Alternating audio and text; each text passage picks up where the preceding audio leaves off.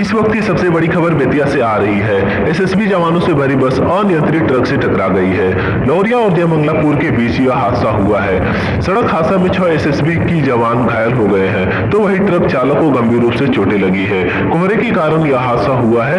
अनियंत्रित ट्रक से एसएसबी की बस टकरा गई। मौके पर शिकारपुर थाना की पुलिस पहुंची है और घायलों को अस्पताल पहुंचाया जा रहा है। सभी घायल जवान खतरे से बाहर है। शिकारपुर थाना के एएसआई अरविंद सिंह ने बताया कि सभी घायलों को अस्पताल भेजा गया है और मामलों की जांच की जा रही है।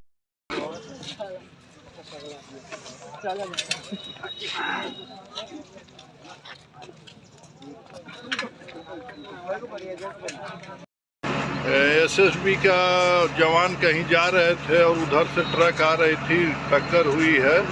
स्थिति नियंत्रण में है, सब कुछ ठीक है। जवानों को भेजा गया है हॉस्पिटल, बाकी आगे की कार्रवाई की जाए। कितने जवान घायल है? 6 जवान का सूचना है और चालक भी घायल है? चालक भी है, वो उसको भेजा गया है हॉस्पिटल।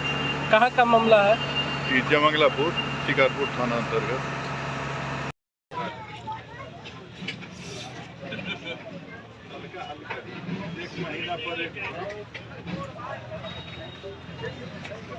वो बैठेगा स्थिर, लेकिन दर्द से कूदे लगेगा।